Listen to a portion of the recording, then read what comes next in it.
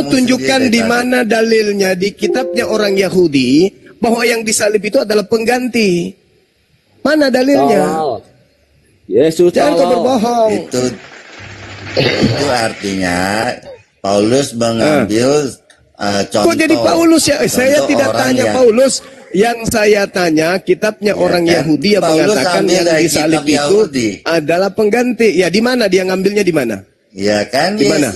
Paulus mengambil contoh orang yang terkutuk itu digantung di atas salib itu. Jangan ke situ dulu. Yang ya kan, kita minta itu adalah dalilnya, dalil di dalam kitabnya Yahudi bahwa yang disalib itu adalah pengganti. Mana? Berarti nggak ada. Berarti kamu pembohong. Berarti kamu pembohong. Berarti agamamu diasaskan di atas kebohongan.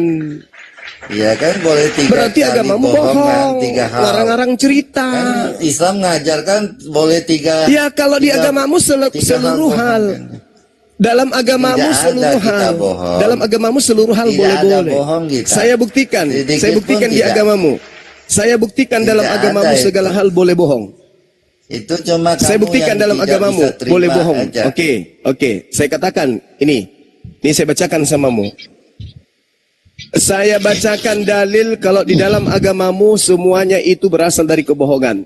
Roma 5 nomor 20. Ya, itu kalau bohong. Tetapi hukum Taurat ditambahkan supaya pelanggaran menjadi semakin banyak. Sabar, diam. Saya buktikan kalau agamamu itu dibentuk dari seluruh kebohongan.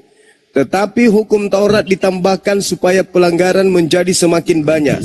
Dan di mana ada dusta, di mana ada dosa, harmatia dalam bahasa Yunani, maka di situ bertambah banyak. Di sana kasih karunia menjadi berlimpah-limpah. Jadi kata Paulus, di mana ada dusta, di situ kasih karunia semakin bertambah. 2 Korintus 12 nomor 16. Baiklah, aku sendiri tidak merupakan satu beban. Diam dulu.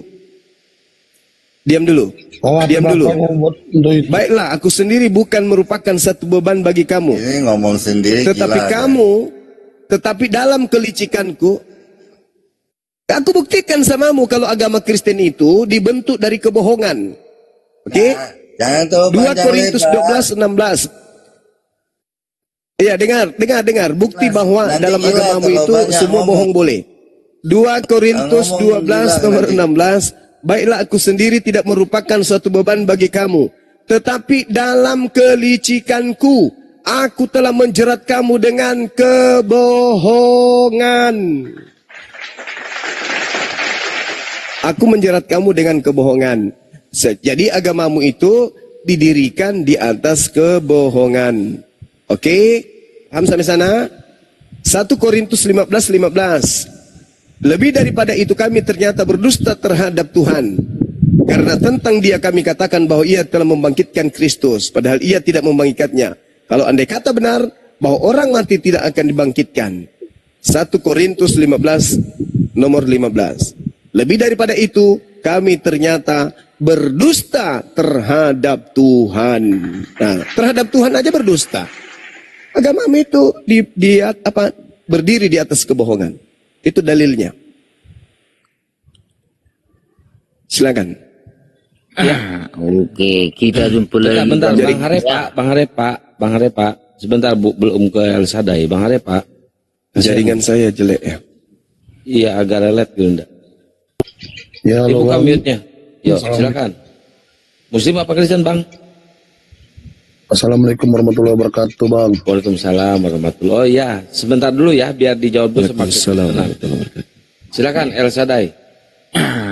Oke Bang, bahwasan tadi kusimak bahwa kebohongan kan gitu. Bahwasan gini Bang, yang mengaku bohong kan jujur. Bukan mengaku jujur tetapi bohong. Itu cuma. Dengar nih cuma. Bahwasanya manusia itu tidak ada yang sempurna, maupun nabi maupun rasul tidak ada yang sempurna manusia. Hanya yang sempurna hanya Tuhan, kan gitu. Tuhan. Yesus Tuhanmu nggak sempurna. Nggak lama. Tuhanmu Yesus nggak sempurna. Jangan dipotong dulu cuma ini. Bahwasanya namanya Tuhan pasti menyelidiki hati Bang Juma. Apakah dia benar-benar percaya kepada Tuhan? Kan gitu. Nah, apakah dia jujur? Nah, apakah dia merasa jujur tetapi bohong? Kan gitu. Ya Paulus lah itu, Paulus itu yang mengatakan itu. Jangan potonglah dulu, kan ini kita bernarasi. Nah, kan saya tapi bukan bohong. menyinggung Anda. Nah ini, nah gini. Bernarasi Artinya tapi di situ, bohong. Hah? Nah, dengar dulu, Bang. Bernarasi tapi bohong. Artinya di situ, Nabi itu pun manusia, Bang Juma. Rasul pun manusia, ya. Artinya di situ Tuhan itu menguji hati. Apakah dia merasa jujur tetapi bohong? Kan gitu. Apakah dia merasa bohong tetapi jujur? Kan gitu intinya cuma. Nah, dan yang paling intinya cuma Tuhan itu menguji hati. Apakah di kebohongan adalah jujur? Masalahnya Paulus jujur kalau kalian itu dibohongin. Alamak, ini kan kita baru bilangnya cuma Paulus itu cuma manusia biasa cuma. Tidak. Iya makanya dia mengaku jujur bahwa dia menjerat kalian dengan kebohongan. Yang menilai itu cuma Tuhan, bukan manusia. Nah, makanya Paulus mengaku aku menjerat kalian dengan kebohongan, dengan tipu-tipu. Kan dia Paulus jujur. yang mengatakan itu. Kan dia jujur Justru karena dia jujurlah sampai kami umat Islam tahu, oh ternyata agama Kristen ini adalah kumpulan orang-orang yang dijerat dengan kebohongan. Ya dengar Kan nih, lucu ini. ada manusia yang jujur di dalam kebohongannya. Nah, ada manusia tidak merasa bohong di dalam kejujurannya. Kan gitu. Artinya Paulus jujur kalau Paulus menjerat kalian dengan kebohongan. Apalagi? Kan dia jujur, dia bohong. Itulah namanya Ya, jujur. berarti bukan berarti kebohongannya itu menjadi benar setelah dia jujur. Aneh Anda ini. Nah, Setelah dia jujur bahwa agama yang diajarkan itu adalah agama kebohongan, bukan berarti berubah agama kebohongan itu menjadi benar. Dengar Lucu ente ini. Ada manusia. Sekarang kalau begini, gantian, saudara. Kalau ada orang jujur telah membunuh seseorang, saya jujur, saya membunuh orang tersebut. Apakah orang itu menjadi hidup karena dia jujur? Ya Ya enggak, kan dia, mampus. kan dia jujur. Nah ini kan dia jujur. Ya sekarang dia jujur bahwa dia mengajarkan agama Kristen itu dengan kebohongan. Nah, Loh, terus kan agama dia Kristen jujur ini apa? membunuh. Nah, bahwasanya dia jujur. Nah, agama membunuh. Kristen ini bohong atau bukan? Agama Kristen ini kebohongan atau bukan? Lari kemana-mana Lucu, lah ente. kalau cuma. Gimana Bukan, kita? saya kan saya membaca dalil yang ada di dalam kitabmu. Baiklah aku sendiri tidak merupakan suatu beban bagi kamu, tetapi dalam kelicikanku aku telah menjerat kamu Ya, dengan kan dia jujur juga berdua kebohongan. licik.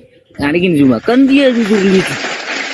Nah artinya Tapi orang sudah terlanjur jadi Kristen. Harusnya setelah Paulus itu jujur, kalian keluar dari jerat tipu dayanya. Kan aneh. Nah, ada yang dengar cuma ya. Kan sudah bilang tadi ada Paulus yang jujur, manusia. Paulus Nah, ini. jujur kalau dengar dia dulu. telah menjerat kalian dengan kebohongan. Setelah jujur. dia jujur, pertanyaannya sekarang, ente masih mau di dalam jerat kebohongannya atau Anda melepaskan diri? Loh, kan Dari sudah kebohongan bilang itu. nah gini. Kami mengikuti Tuhan Yesus bukan mengikuti Paulus. Lah, kalau ente mengikuti Yesus, ente jadi orang Yahudi. Dan kalau ente bisa jadi orang Yahudi, ente harus masuk ke dalam rahim wanita-wanita Yahudi. Ini mah. Makanya juga gini. Piye toh? Maka ada Tuhan juga membawa agama. Ya cuma ya dengar ya. Tuhan itu cuma untuk semua manusia yang percaya kepadanya. Nah, paham ya? Parah. Nah, gitu. Parah. Artinya harus cuma. Kalau Paulus sekarang mengaku kalau dia menjerat kamu dengan tipu daya, kau korbannya. Sekarang kau mau nipu saya juga dengan tipu daya. Oh no, tidak ada jalan untuk itu. Sorry lah ya. Dengar dulu cuma. Sorry loh. Kan sudah bilang tadi kan Paulus sudah jujur. Kamu sudah dijerat dengan tipu daya. Sekarang kau mau jerat saya dengan tipu daya juga. Oh sorry lade. Kan itu urusanmu juga mau percaya, kalau mau tidak percaya terserah kamu. Ya justru karena urusanku itulah maka saya hadir di sini.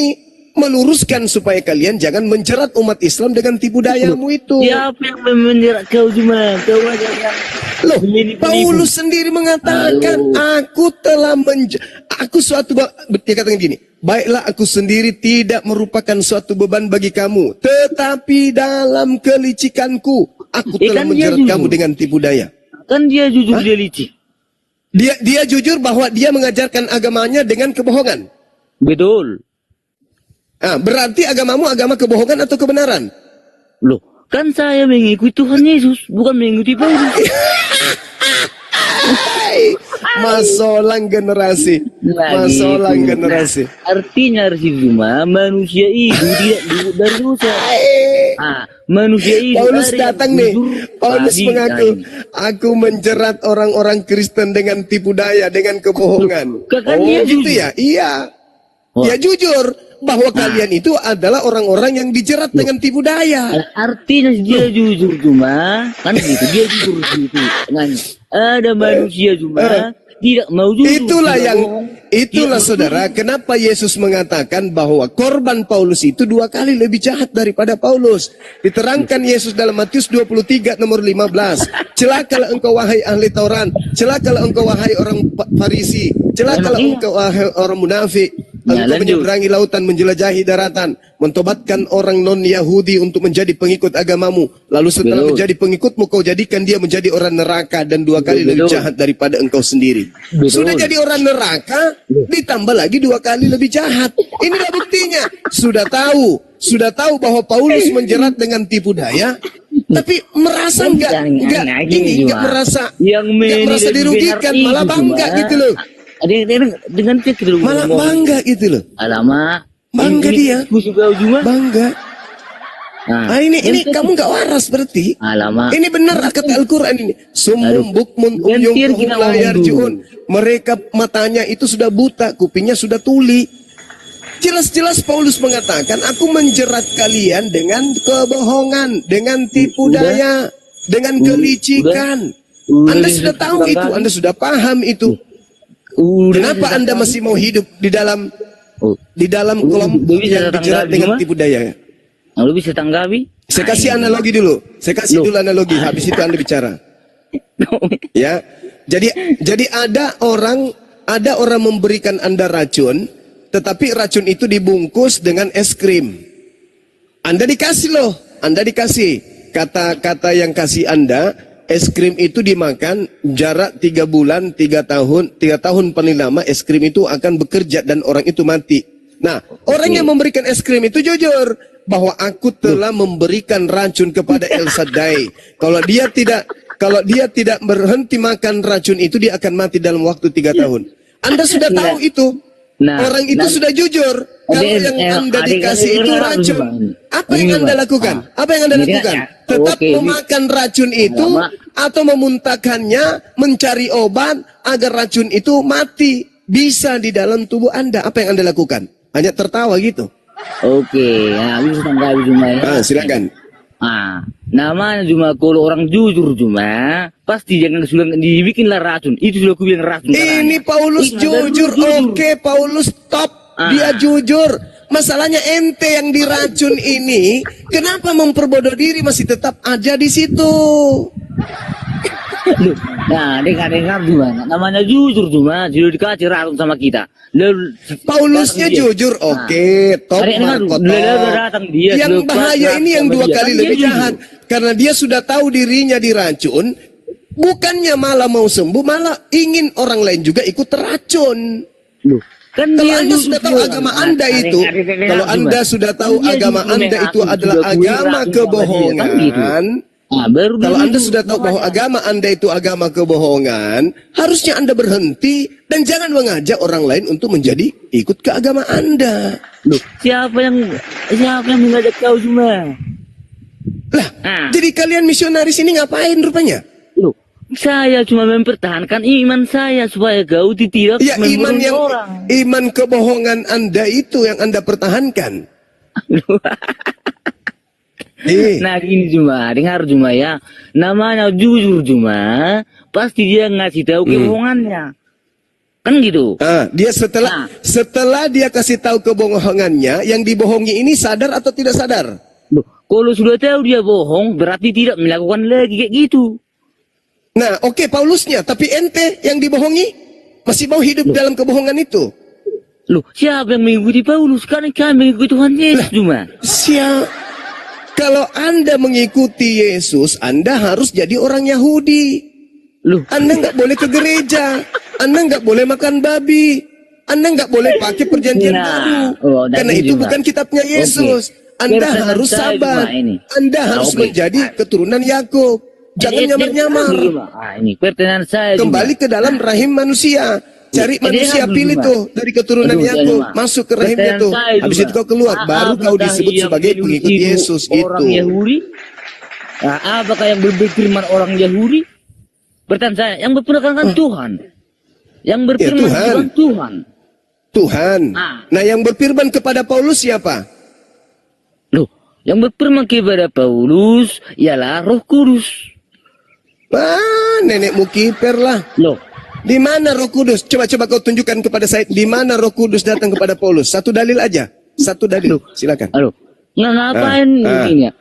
Bibirnya yang berfus, bibirnya dipoto. Kan tak bisa dipoto juga. Mana dalilnya Roh Kudus datang kepada Paulus? Mana? Emang itu bisa divideokan? Kan nggak mungkin divideokan.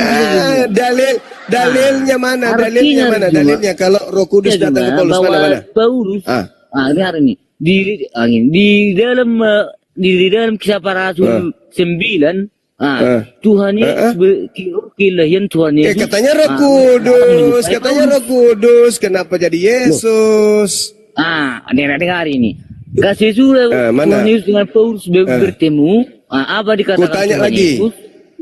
Kutanya lagi, saya ulang lagi pertanyaannya. Yang memberikan 13 kitab kepada Paulus itu siapa? Di 13 cuma ya 13 cuma. Yang 13 kitab karangan Paulus itu dari mana? Dengar dulu.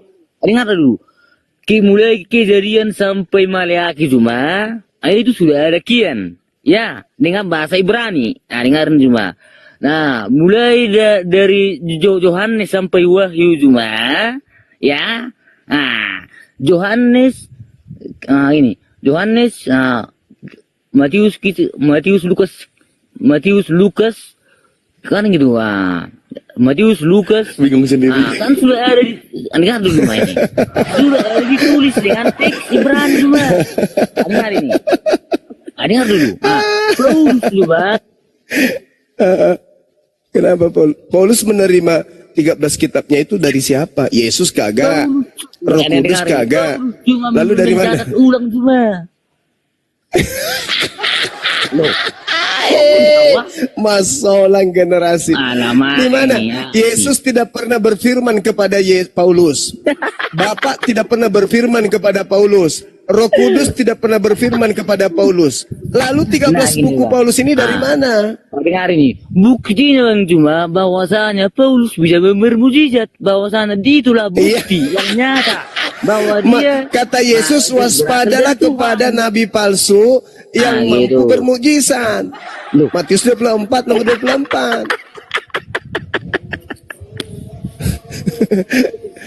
Jadi Paulus mengatakan, dalam kelicikanku aku menjerat engkau dengan kebohongan, tipu daya.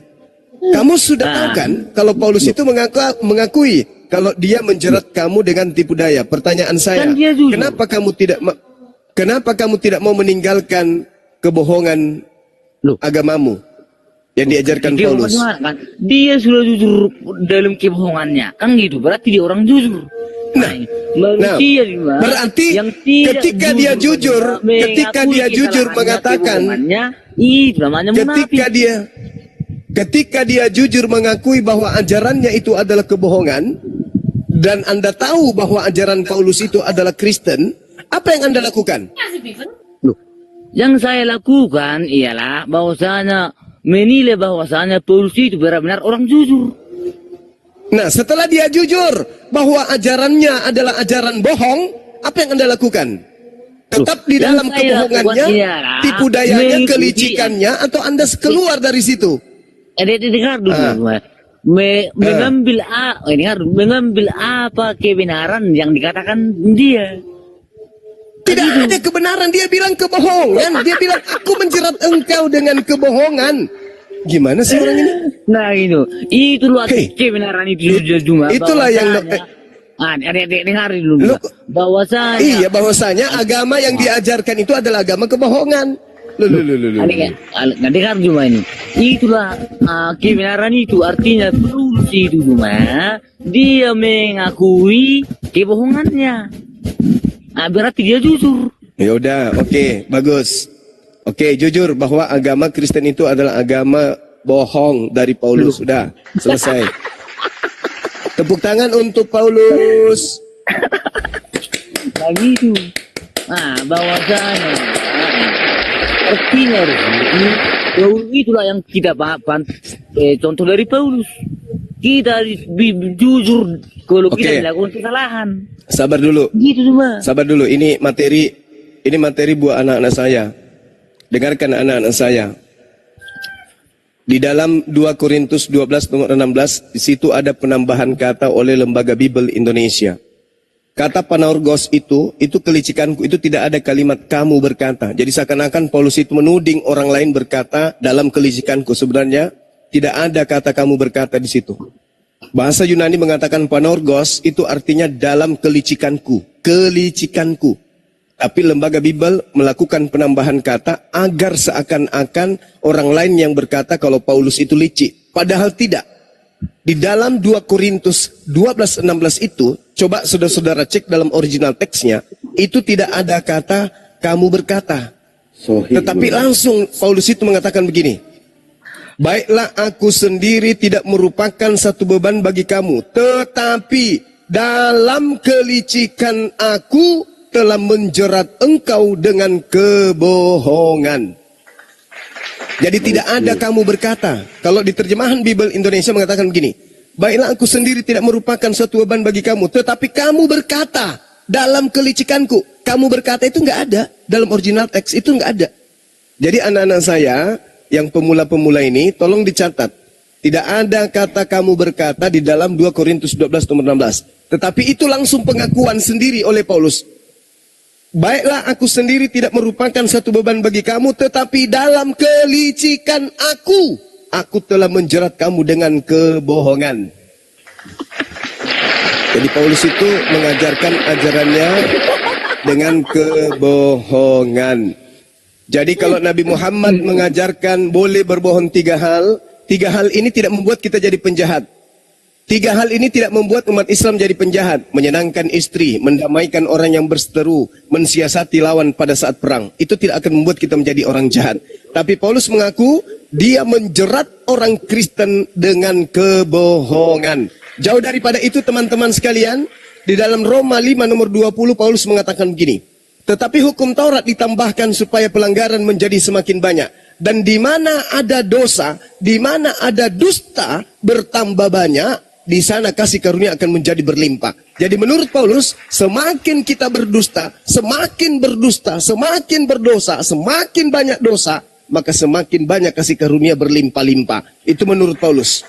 Jadi kemudian dikatakan di dalam Filipi 1:18, tetapi tidak mengapa, sebab bagaimanapun juga Kristus diberitakan baik dengan maksud mengelabui, membohongi, menipu, maupun dengan maksud jujur. Tentang hal itu, aku Paulus tetap bersuka cita. Satu lagi, kebohongan-kebohongan Paulus saudara-saudara, Anda bisa baca di dalam Galatia 2 nomor 16. Kamu tahu bahwa tidak ada seorang pun yang dibenarkan oleh karena melakukan hukum Taurat. Ini kebohongan.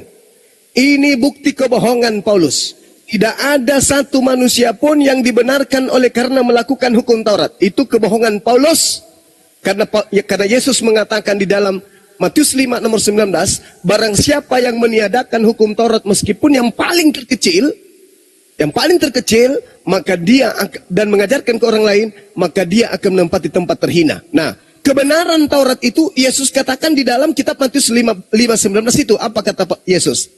Dan apabila sebaliknya, orang yang tidak meniadakan hukum Taurat dan mengajarkan orang lain untuk jangan meniadakan hukum Taurat meskipun yang paling terkecil, maka dia akan menempati tempat tertinggi dalam kerajaan langit.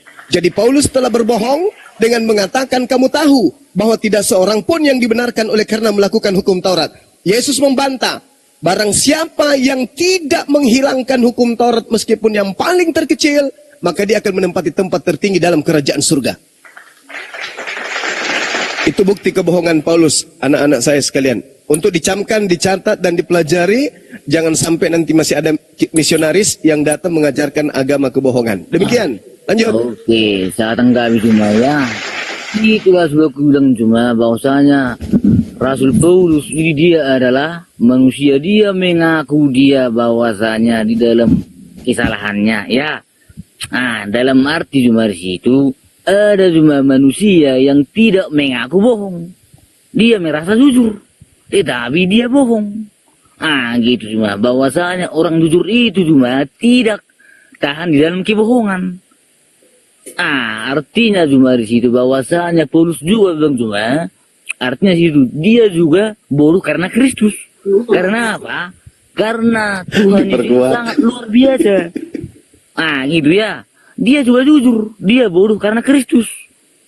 Artinya di situ cuma Rasul Paulus saja cuma juga bodoh karena Kristus. Sementara kita manusia biasa cuma yang tidak tahu apa-apa juga, pasti kita bingung juga. Karena apa? Karena Tuhan itu tidak bisa dipikirkan dengan akal, tidak bisa diakal-akali kemahakuasaannya. Gitu cuma ya. Artinya cuma Tuhan itu pasti menunjukkan kemahakuasaannya sendiri, bukan manusia mencari kemahakuasaannya, bukan, tetapi Tuhan yang menunjukkan kemahakuasaannya melalui apa? Melalui para nabi. Kamu mau jualan apa? Agamamu itu agama kebohongan. Kamu jual apa lagi? Kamu jual apa? Yesus adalah Tuhan. Yesus nebus dosa. Yesus mati terkutut di atas salib. Semua itu kebohongan. Paulus mengakui itu.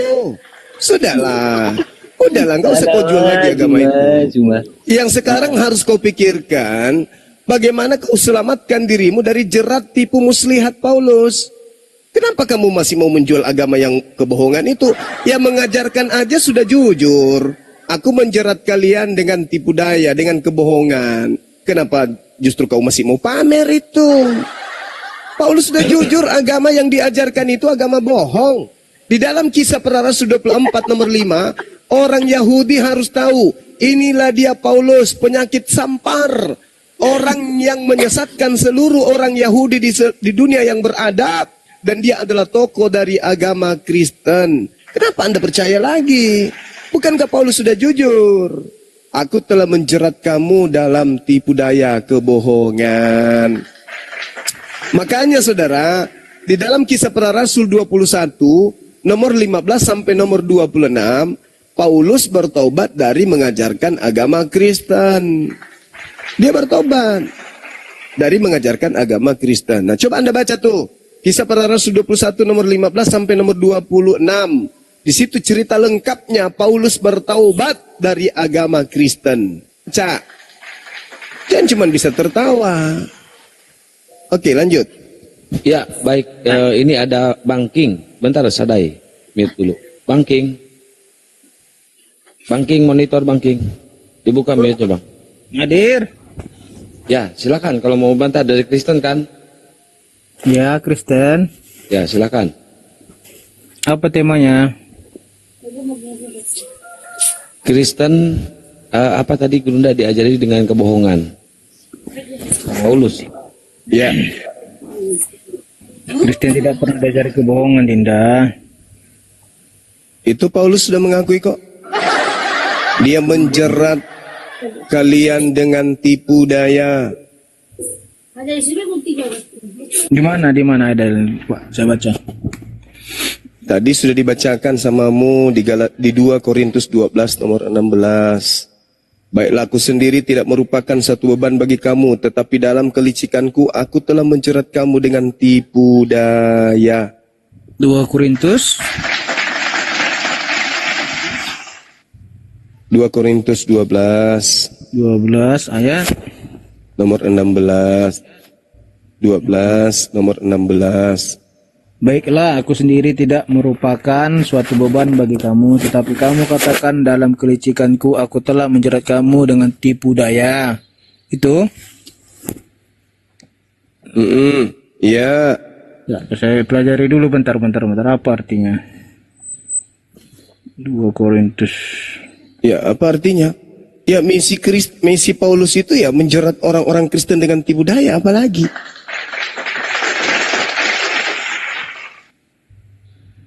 Sekarang cuma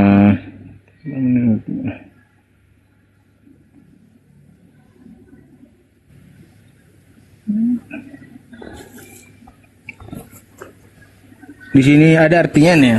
Artinya ayat ini menekankan pentingnya kejujuran dan transparansi dalam pelayanan dan hubungan antar orang percaya. Jadi di sini kita disuruh untuk jujur sesama orang percaya, gitu artinya Bang Juma. Iya, Paulus sudah mengakui, dia sudah jujur. Kalau dia menjerat dengan kelicikan, dengan tipu daya, dengan kebohongan.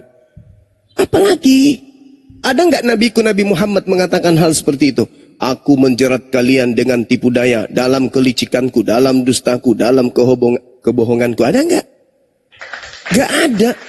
Paulus ini orangnya jujur mengakui kalau agama yang diajarkan itu adalah agama yang dihasilkan dari menjerat orang-orang. Kan dia mengaku tuh di dalam Galatia 1 nomor 15, aku diutus untuk kemudian sebagai rasul bagi non-Yahudi. Izinkan saya mengurai sedikit aja. Saya ingin bertanya kepada saudara, saya kembalikan kepada saudara nantinya. Di dalam hukum Taurat dikatakan begini, kamu harus lakukan peraturanku dan harus berpegang pada ketetapanku dengan hidup menurut semuanya itu. Akulah Tuhan Elohim. Sesungguhnya kamu harus berpegang pada ketetapanku dan peraturanku. Orang yang melakukannya akan hidup karenanya, sebab akulah Tuhan. Lalu, apa katanya? Janganlah kau singkapkan aurat seorang istri ayahmu, karena ia adalah hak ayahmu. Jangan mengenai aurat anak perempuan dari anakmu laki-laki atau anakmu perempuan, jangan kau singkapkan auratnya, karena dengan begitu engkau menodai keturunanmu. Janganlah kau singkapkan aurat saudara perempuan ayahmu, karena ia kerabatmu. Janganlah kau singkapkan aurat saudara perempuan ibumu, karena dia adalah kerabatmu. Janganlah kau singkapkan aurat istri saudara laki-laki ayahmu. Jangan kau hampiri istrinya, karena ia istri dari saudara ayahmu. Janganlah kau singkapkan aurat menantumu perempuan. Janganlah. Pertanyaan saya, menurut Paulus ini masih berlaku atau tidak? Jawab. Larangan ini masih berlaku atau tidak? Masih berlaku nggak ini? Tidak. Tidak berlaku. Kalau tidak berlaku berarti boleh kan? Bukan gitu dalam artinya, Dinda. Lah kalau bukan begitu, Masya Allah. Inilah yang disebut menjerat dalam tipu daya. Aku menjerat engkau dalam tipu daya. Aku menjerat engkau dalam kebohongan. Bentar, Dinda. Dia mengatakan jelas, saudara. Dia mengatakan penorgosos, kelicikanku. Kelicikan. Aku menjerat engkau dalam kelicikan, dalam tipu daya. Jelas itu. Itu pengakuan dia sendiri. Maka saya bertanya, apakah perintah larangan-larangan ini? Jangan kau menodai istri ayahmu, jangan kau menodai istri anakmu, jangan kau menodai istri pamanmu, istri. Ya. Apakah ini masih berlaku? Oke, kau boleh katakan tidak. Enggak, boleh saya tanggapi Tidak, katamu. Bentar aja, 1 menit aja. Berarti kalau sudah tidak berlaku larangan itu berarti sudah boleh. Pantasan aja kata Dinda Pera Esther, penyakit es tertinggi itu di kalian. Ternyata biar orang saya tanggapi. Ya, silakan. Maksudnya ini dolo bahasa Yunani-nya dolo. Tipu daya. Kan? Dolo. Di sini maksudnya Paulus ini dulu kan seorang penipu, licik, jahat. Jadi setelah dia bertobat, ya bentar. Jadi setelah bertobat, dia menerangkannya supaya dia jangan ada yang percaya dengan kelicikan yang dulu. Dulu dia kan jahat. Ya, di mana dia licik? Di mana dia licik? Pada saat dia membunuh, dia tidak licik. Dia datang dengan apa adanya sebagai seorang pembunuh, penjagal. Bukan itu yang dimaksud. Coba Anda baca kemudian secara lengkap 2 Korintus 12 itu. Itu bukan masalah pembunuhan ketika dia menganiaya murid Yesus. Enggak. Coba Anda lihat itu baik-baik. Bagaimana kemudian ketika dia kembali ke kota Yerusalem. Di dalam Kisah Para Rasul 21 itu. Apa yang dilakukan? Bertaubat dia. Bertobat dari mengajarkan orang makan babi. Bertobat dari mengajarkan orang tidak bersunat. Baca. Iya, dengar dulu. Dikatakan apa yang saya mau dengarkan? Dia katakan dia kelicikan itu. Dia dulu kan jadi hamba Tuhan. Udah. Dia tidak tulus dalam pelayanannya. Dia licik gitu untuk mendapatkan keuntungan. Jadi Tuhan, jadi dia berkata, jangan tiru jangan kelicikan dia tadi, supaya kamu tidak dengar. Di mana itu? Coba saudara. Kapan Paulus jadi pengajar sebelum dia menjadi tokoh Kristen? Kapan dia pernah mengajar? Setelah dia bertobat, dia jadi pelayan Tuhan.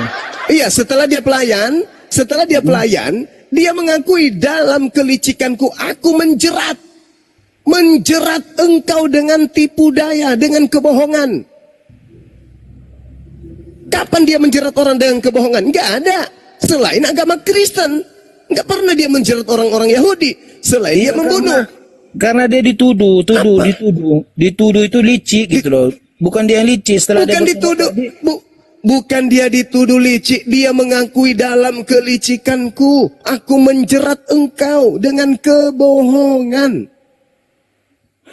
Tetapi kamu katakan dalam kelicikanku, berarti kan orang mengatakan dia licik, bukan dia yang licik gitu loh. Gimana sih? Tidak ada kata kamu mengatakan, itu penambahan. Itu penambahan Bible. Itu bentar saya silakan kau cari original teksnya. Enggak, saya baca yang tadi 2 Korintus 12 ayat 16. Baiklah, iya, silakan. aku sendiri tidak merupakan suatu beban bagi kamu, tetapi kamu, tetapi kamu katakan dalam kelicikanku. Ya, tetapi kamu katakan itu.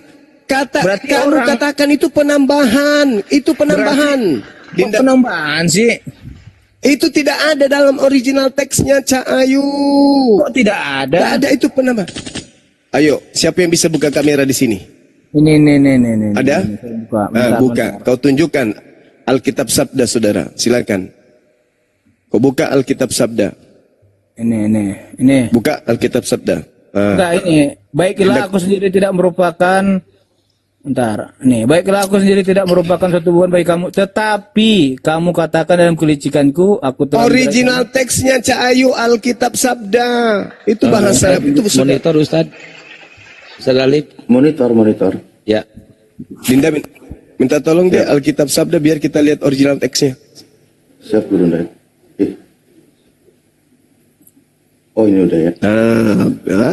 Kalau guru saya yang buka kamera ini aman. Yang mana guru? Silakan dibuka. Atau Bang Alif ini? Enggak, ini Guru Nda, ini kan di Alkitab Sabda ini ya. Tapi kita lihat ini pembuktian ketidakkonsistennya penerjemahan. Ini jangankan ke Alkitab Sabda, izin Guru Nda ya, saya tampilkan dulu. Ini ada terjemahan, ada TB, ada TL, terjemahan lama. Di terjemahan lama tidak ada kata kamu katakan. Ini aja udah nggak jujur terjemahannya. Terjemahan lama di sini dikatakan apa, coba kita baca ya.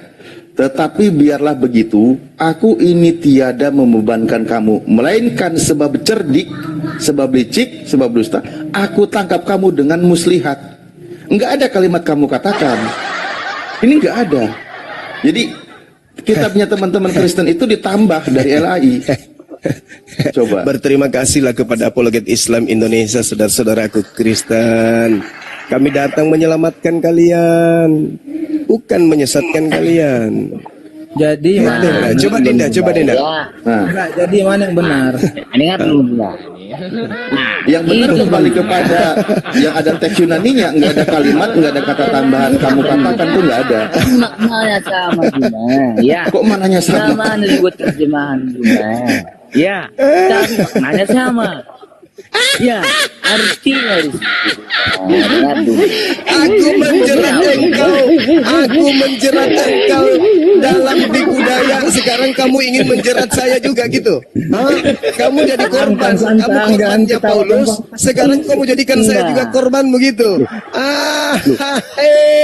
Masalah generasi tidak akan pernah berhasil, kawan. Kau nggak berhasil. Namanya kau nggak akan terjemahan berhasil. cuma, ya. arti terjemahan itu bisa berbeda, tapi maknanya sama. Kau mau ingin menjerat aku dengan tipu dayamu gitu? Kamu ingin ikuti pendiri agamamu, menjerat Bang Suma dengan tipu daya? Oh, nggak bisa, nggak bisa. Tunjukkan tidak original teksnya. Cuma terjemahan. Udah, kau diam, tutup lubang pantatmu. Diam dulu, Sadai. Lubang pantatmu tutup, pakai Alteco, jangan bersuara. Lanjut. Kita mau menyelamatkan, justru mau menyesatkan dirinya, kan aneh. Mana tuh? Dari mana? Maaf, mic kepencet. Ini loh kata ini. Lagi. Ini kata ini. Satu kata ini kenapa diterjemahan jadi ada kamu katakan dengan kelicikanku, padahal nggak ada nih, coba. Satu kata loh padahal ini. Nangis dulu, nangis. Nih, Apa terjemahannya? Apa terjemahannya? Terjemahannya apa? Jangan nangis, Kang. Terjemahannya apa? Terjemahannya kelicikanku. Ini terjemahannya nih, kelicikanku. Tapi kenapa di LAI dikatakan ada bunyi kamu katakan dalam kelicikanku? Ini dari mana ceritanya?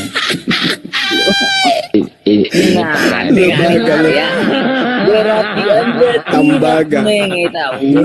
Jadi bukan lembaga. Bukan lembaga itu, ganti namanya tembaga. Mana tonton lagi gimana? Dengar dulu. Teman-teman kita sepakat ganti namanya, jangan lembaga ya. Ya, pencetak kitabnya kita ganti menjadi tembaga beleng-beleng. Nah, artinya di situ, penempatan kata. Kau ingin menjerat aku dengan tipu dayamu gitu. Ditempatkan pada tempatnya. Kamu ingin membuat saya terkena tipu daya lagi. Kau ingin meneruskan kemudian. Kau ingin meneruskan cara Paulus menjerat dengan tipu daya. Nah, dengar dumanya. Kok penempatan makna kata cuma harus ditempatkan. Di mana asalnya ada penambahan kata kamu katakan itu dari mana? Oke, nah gini cuma artinya. Di mana? Dari mana curinya kata kamu katakan itu dari mana? Bisa ditempatkan kepada kalimat. Ya. Artinya jangan gimana. Dasar ular apa yang ada dalam dirimu, kawan? Ular apaan sih bunga? Ular cerdik. Kan gitu. Ular cerdik. Ular cerdik bisa kita katakan ular licik. Ular licik. Kan gitu. Jadi itu kita bahas ini Dinda. 2 Korintus baru. Parah. Itu mana kan gini. Ular yang licik kan gitu. Bisa kita katakan ular yang cerdik kan tidak bisa. Itu benar mengerti bahasa kata.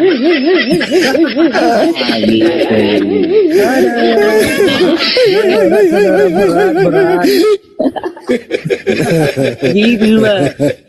Saya pikir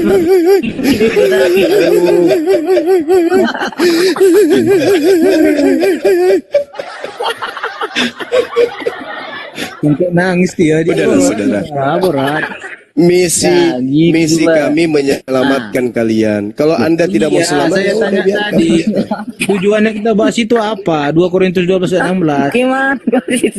Supaya kalian tidak menggaungkan bahwasanya Islam disebarkan dengan 3 kebohongan. Boleh berbohong dalam 3 hal. Lah di agamamu seluruhnya kebohongan. Yang kemarin aja belum Dinda jawab pertanyaanku. Itu yang disalibkan itu siapa? Itu belum selesai pertanyaan kemarin. Dinda, artinya siapa yang disalibkan itu? Belum selesai kemarin ceritanya. Yang disalibkan itu adalah orang yang dikutuk. Siapa orangnya? Dia bilang. Ya Yudas, siapa lagi? Di mana dalilnya? Sudah saya tanya sama yang lain-lain. Terkutuklah orang. Terkutuklah orang yang digantung di atas salib. Siapa yang terkutuk? Betul. Yang di atas salib. Siapa yang di atas salib? Orang terkutuk. Siapa yang terkutuk? Yang di atas salib. Siapa yang disalib? Orang terkutuk. Betul. Dikutuk oleh siapa? Dikutuk oleh siapa? Di mana dikutuk oleh siapa? Dikutuk oleh Elohim. Dikutuk oleh Elohim. Nah, yang dikutuk oleh Elohim adalah pelaku maksiat yang sepadan dengan hukuman mati. Siapa Jadi yang melakukan maksiat yang sepadan dengan hukuman mati? Yudas atau Yesus? Jadi menurut kamu Yudas. Yudas. Di mana dalilnya? Iyalah, siapa lagi? Di mana? Dalilnya Ulangan 21 nomor 22 nomor di situ 23. Di situ nggak ada dibilang Yudas. Gimana sih? Iya, di mana? Di mana ada Yudas? Di mana? Di mana? Tapi kamu bilang Yudas Di yang mana disalibkan. tidak ada Yudas? Di mana? Ulangan 21 nomor 22, apabila ada orang yang kamu hukum melakukan dosa sepadan dengan hukuman mati. Siapa yang melakukan dosa sepadan dengan hukuman mati? Yesus atau Yudas? Nama Yudas itu tidak ada ditulis di situ. Di mana sih? Namanya nubuat itu tidak nyebut nama Cahayu.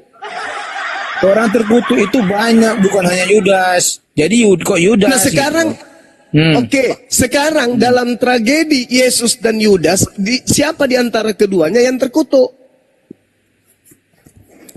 Oke, saya Jumaya.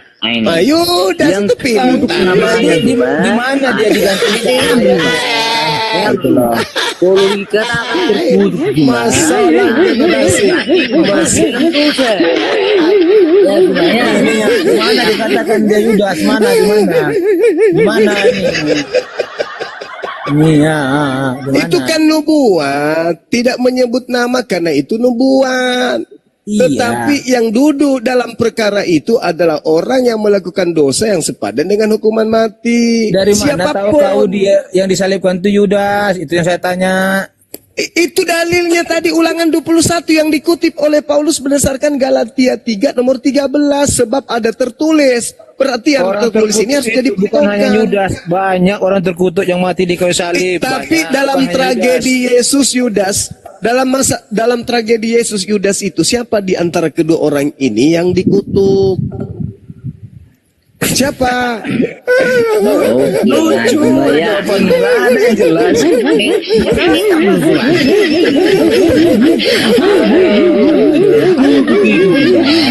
Lucu jawabannya berputar-putar itu loh, nggak ada jawabannya. Loh, kok berputar-putar? Kok Mana berputar-putar? tadi Yudas dikatakan orang terkutuk itu banyak, bukan hanya Itu Yudas. kan nubuat. Makanya saya tanya, kalau Sambalus memang itu Yudas yang disalibkan, nubuat. mana dalilnya? Dalilnya mana? Sambalu. Ah. Itu nubuat. Iya, Cahayu. Itu nubuat. Itu nubuat. Nubuat. Itu nubuat. Ramalan. Itu Buat ramalan. dari mana? Ramalan apa ini? Loh, kamu ngerti nggak nubuat itu apa? Jadi Apa itu nubuat? Nubuat itu apa? dinubuatkan sama Nubuat itu apa? bentar. Nubuat itu yang nubuat akan itu apa? terjadi di masa depan. Itu Akan terjadi pintar. masa depan. Berarti yang tertulis di dalam Ulangan 21 itu adalah nubuat yang akan terjadi di masa depan. Siapa yang cocok di situ, itulah yang menggenapi. Pertanyaannya, Mana dikatakan siapa Yudas? siapa yang melakukan dosa yang sepadan dengan hukuman mati sehingga dia pantas untuk disalibkan? Apakah hanya Itu siapa? Yudas? Yesus atau Yudas? Apakah hanya Yudas yang terkutuk pada saat itu? Siapa lagi selain Yudas? Barnabas, banyak Disebut, kan? Barnabas, mungkin Barnabas. Hah? Tadi kamu Mungkin bilang Yudas. Barnabas. Tapi kamu Ya bilang tadi siapapun, yang pasti bukan Yesus. Lucu ente ini. Yudas. Berarti Kan nggak saya pasti. bertanya. Makanya saya bilang yang Saya disalibkan bertanya. Yesus, gitu loh. Yang pasti bukan Yesus. Mana dalilnya Yesus yang disalib? Mana dalilnya Yesus Tapi kamu dikutuk? bilang Mana kemarin dalilnya? Yudas, si Faruk bilangnya Nah, saya nggak ya. Karena saya sekarang memberikan udah Barnabas lagi. Mana dulu karena saya memberikan dua kandidat, Yesus di dan dalam Yudas. Kalau saya memberikan 3 kandidat, Yesus, Yudas, Barnabas, bom-bom, berarti 3 kandidat ini salah satunya, tapi bukan Yesus. Aduh. Berarti kalau ada Syarat satu lagi- untuk kalau ada disalib, satu lagi- sabar dulu, sabar. Syarat Oke. untuk disalib, pertama, melakukan dosa besar. Yang kedua, dikutuk oleh Elohim. 2 syarat ini terpenuhi nggak untuk Yesus? Tidak ada. Tidak ada. Udah selesai. Bubar. Rungkatkan. Udah, bubar. Nangis dulu, nangis. Oke, gimana? Nggak ada jawaban. Gimana? Nggak ada jawaban. Udah selesai. Untuk apa lagi dilanjut? Untuk apa dilanjut? Ternyata Yesus tidak memenuhi syarat untuk disalibkan. Udah selesai. Udah bubar. Kan untuk mengenapi firman-Nya, bukan dia. Nenekmu kiper dari mana ilmunya itu? Salib ini, salib. Yang kita bahas salib, bukan doktrin dogma gereja bukan. Yang kita bahas ini salib. Salib, Dinda. Gimana kamu? Salib. Yang kita bahas ini salib. Iya.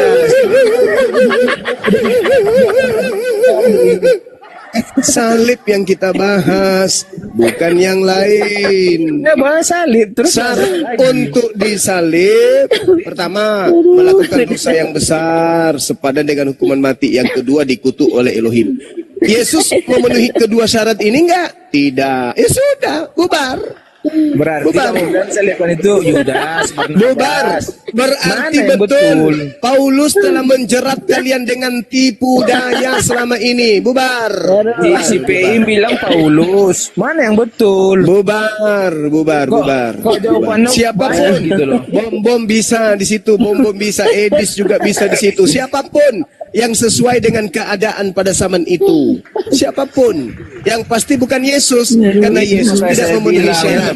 Kenapa kemudian kalian menganggap? Kenapa kalian menganggap kematian Yesus itu adalah jalan keselamatan buat kalian? Karena kalian telah dijerat oleh Paulus. Iya. Jadi siapa? Iya. Siapa sebenarnya? Kalau memang bukan Yesus, siapa?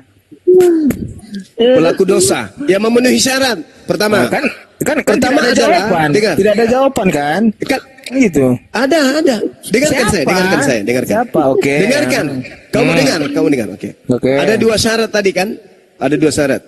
Di dalam Ulangan 27 nomor 25, terkutuklah orang yang menerima suap. Yudas menerima suap enggak?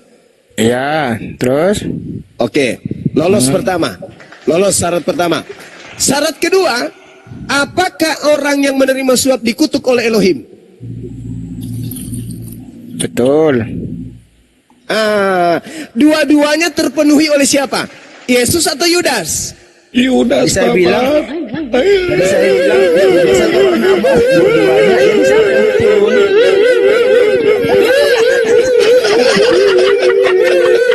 Berat saudara, berat. Tidak ada jawab. Dua-duanya terpenuhi oleh Yudas. Sekarang muncul penyesat yang menipu, yang menjerat dengan tipu daya. Dibalik. Yang disalib Yesus. Kata si PI, dibalik. Sang penipu yang menjerat dengan tipu daya, dibalik bahwa yang mati adalah Yesus untuk menyelipkan konsep penebusan dosa. Terjawab bukan? Berat. Tidak ada jawaban. Tidak ada jawaban. Tidak ada jawaban. Sementara dua syarat kamu iakan semua untuk Yudas. Kau cari lagi siapa? Coba. Sudah terjawab. Dua syarat ini terpenuhi oleh Yudas. Kata si Ucup, Paulus. Tadi kau bilang lagi Barnabas. Salah dia itu. Salah. Karena kenapa? Tidak ada dalilnya. Salah siapa si Ucu itu salah. Kenapa? Karena tidak ada dalil bahwasanya yang dikutuk itu adalah Paulus. Nggak ada kan datanya seperti itu, nggak ada kan? Tapi yang dikatakan adalah tidak ada dalilnya. Tidak ada dalilnya Paulus menerima suap. Kalau kami nggak ada.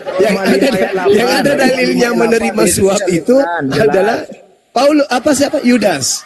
Udah selesai. Ya, kalau kami jelas yang disalibkan itu Yesus, Roma 5 ayat 8. Kamu siapa yang disalibkan? Ya Roma, Paulus dalam kelicikan. Kau masih mau membawa data dari sang licik. Kau masih mau membawa orang. Loh, semuanya menjerat engkau. Aku menjerat engkau dalam kelicikanku. Dalam kelicikanku aku menjerat engkau dengan tipu daya. Kau masih mau pakai? Alamak, Dinda dituduh. Sudah ditunjukkan dalil bahwa bukan dituduh, itu ucapan dia sendiri, bukan kamu mengatakan. Tidak ada itu, nggak ada. Ini bukan ini kamu mengatakan ini? Nah, ini ular kadal. makanya saya bilang, Ular apa yang ada yang dalam saya dirimu? bertanya itu tidak ada jawaban. Siapa yang disalibkan tidak ada jawaban. Gitu loh. Tadi yang memenuhi syarat siapa? Yesus Kayak atau Yudas? Yudas. Ah, Terus Yudas udah. mana dalilnya? Itu kau sebutkan. Ya itu kau sebutkan sendiri namanya. Gak ada di situ dibilang namanya Yudas yang disalibkan. Ya teman-teman, kalian dengar nggak dia sebut nama Yudas tadi? Dengar nggak teman-teman? Terkutuk kan, yang terkutuk, yang Ya, yang terkutuk itu Yudas. yang memenuhi syarat Yudas. Yang Nah, dikutuk oleh Elohim Yudas. kalau Yang memang menerima Yudas suap yang Yudas. disalibkan, mana dalilnya? Kalau kami jelas Yesus yang salibkan, ada dalilnya Roma 5 ayat 8. Nah, sekarang tolong tunjukkan di mana dalilnya Yesus menerima suap. Menerima suap. Tidak ada. Yesus orang benar. Tidak ada. Di mana dalilnya Yesus dikutuk?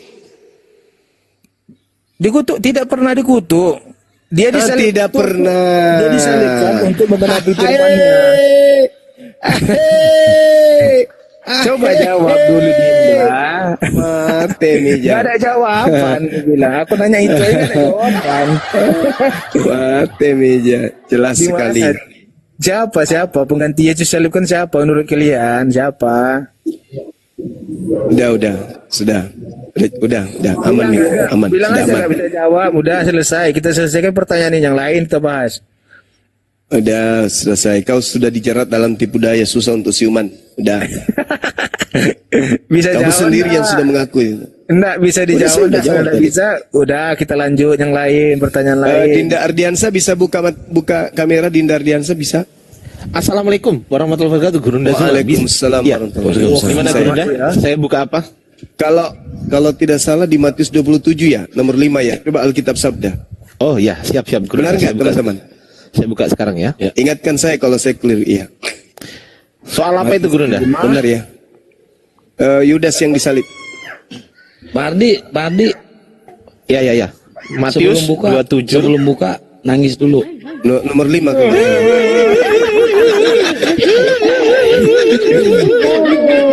Ini parah nih. Oh ya, ini Gurunda. Betul Gurunda, betul.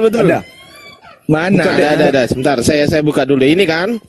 Ya mana? Jangan berbohong lah. Nih ya, di dalam Matius 27 nomor 5, ini adalah kitabnya orang Kristen, bukan orang Islam. Sepakat? Betul. Coba Iya. bacakan. Nah, di dalam sini di catatannya orang Kristen, catatan full life, masa catatan Muslim nggak mungkin ya kan? Baca, jangan. Ya emosi, saya baca. Matius mengatakan bahwa Yudas menggantung diri, mencatat bahwa ia tewas karena jatuh. Barangkali yang dilakukan Yudas adalah menjatuhkan diri ke atas sebuah tonggak Matius berapa? yang telah diruncingkan. Sabar. Matius berapa Mati. Sabar dulu. Mati dengan menggantung pada masa itu hanya dilakukan dengan cara Disalibkan. Iya.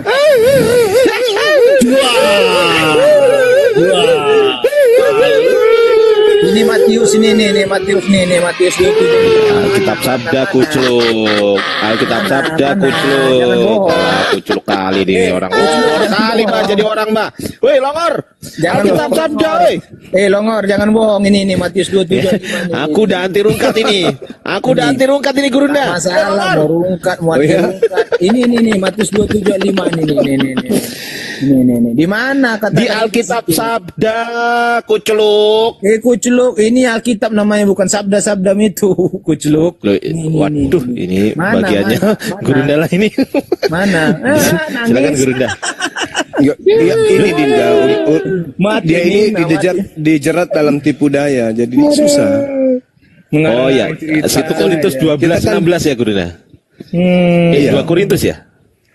2 Korintus 12:16. Ya, Aku menjerat Korintus, ya. engkau, menjerat Betul. engkau dalam tipu daya kelicikannya.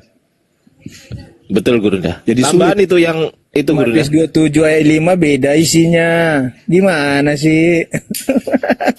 Loh, yang saya tunjukkan tadi catatan Bapak gereja, catatan orang-orang Kristen ya kan. Ini loh di bawah ini loh ada catatannya. Kalau ayatnya bunyinya gini, maka ia pun melemparkan uang perak itu ke dalam bait suci lalu pergi dari situ dan menggantung diri. Betul. Nah, di sini kan ada huruf J nih. Ada huruf J kecil nih. Ya, ini kita lihat. Kita lihat. Itu? Sabar dulu, santai. Nah, di sini diterangkan di catatan live ini, di catatan full live, ini catatan Bapak gereja orang Kristen sendiri. Orang Kristen mengatakan mati dengan menggantung pada masa itu hanya dilakukan dengan cara bisa dibuat-buat, Dinda. Kalau ayat Alkitab waduh, Bapak gereja ditolak Gurunda. Parah ini. Menghujat Kristen ini orang. Menghujat ini Gurunda. Ini yang jelas ini Matius 27 nih, Matius 27. Wah, penghujat ini Gurunda, penghujat ini. Penghujat ini Alkitab saya kok. Gimana sih lu? Aduh, Dinda. Gimana lah kamu mau dikasih pelajaran tapi kamu membantah aja terus. Lanjut nggak bisa jawab, ditanya apa nggak bisa jawab. Oke. Gimana? Kita selesai ya tema ini ya. Saya masih ada waktu sebentar ya. Nah, Dinda nggak jadi ke Pekanbaru, udah siap? sabar dulu. Sabar dulu. Sudah. Enggak. Kamu harus lakukan peraturanku dan harus berpegang pada ketetapanku dengan hidup menurut semua itu. Akulah Tuhan Elohim. Sesungguhnya kamu harus berpegang pada ketetapanku dan peraturanku. Orang yang melakukannya akan hidup karenanya. Akulah Tuhan, tak ada yang lain. Maka dengarkanlah perintahku. Jangan kau menghampiri seorang kerabatnya, yaitu kerabat siapapun di antaramu yang terdekat untuk menyingkapkan auratnya. Akulah Tuhan. Jangan kau singkapkan aurat seorang istri ayahmu. Jangan kau singkapkan aurat istri ayahmu, karena ia adalah hak ayahmu. Jangan kau singkapkan kemudian aurat ibumu, saudara perempuanmu, saudara perempuan ayahmu, saudara perempuan ibumu. Jangan kau singkapkan istri dari saudara laki-laki ayahmu. Jangan kau singkapkan aurat menantumu perempuan dan seterusnya. Pertanyaan saya kepada saudara, berdasarkan ajaran Paulus, ajaran imamat ini masih berlaku atau tidak berlaku lagi? Jawab. Semua ajaran yang di Alkitab berlaku. Ya. Cayu. Paulus mengatakan kalau di dalam berlaku, kitab ya Galatia 2. Sabar, saudara. Paulus mengatakan di dalam kitab Galatia 2 bahwasanya berapa tadi Galatia? Coba kamu baca. Galatia 2 nomor 21. Ya. Bentar. 21. Aku tidak menolak kasih karunia Allah, sebab sekiranya ada kebenaran oleh hukum Taurat, maka sia-sialah kematian Kristus.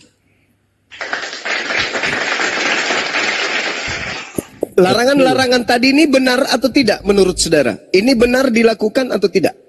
Jangan melakukan ini, jangan begini. Ini benar tidak? Benar. Lah, kata Paulus apa? Kalau kamu menganggap ada kebenaran dalam hukum Taurat, maka sia-sialah kematian Kristus. Mana yang betul? Baca baik-baik dulu. Aku tidak menolak kasih karunia Allah. Aku tidak menolak kasih karunia Tuhan. Sebab sekiranya ada kebenaran oleh hukum Taurat, kalau ada kebenaran oleh hukum Taurat, maka sia-sialah kematian Kristus. Yang tadi itu larangan-larangan itu kebenaran atau bukan? Kebenaran. Nah, berarti kematian Kristus sia-sia atau tidak? Sebab sekiranya kebenaran turun Taurat, maka sia-sialah hukum Taurat. Kematian Kristus. Gimana lah kamu ini? Sebelum Yesus datang, hukum Taurat itu masih berlaku. Udah.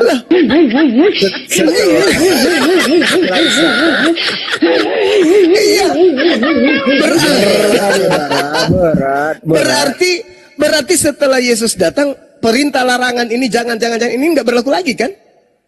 Sekarang Yesus mengajarkan kasihlah sama manusia, kasih Yang tadi itu masih berlaku hanya atau dua tidak? diminta Tuhan sekarang, Dinda. Yang tadi itu berlaku atau tidak? Yang mana? Yang mana? Ular beludak. Yang tadi mana? itu loh. Yang Yang di mana? imamat, jangan kau singkapkan, Berlaku. jangan kau singkapkan aurat. Itu kan sebelum Yesus datang ke Masih dunia. berlaku.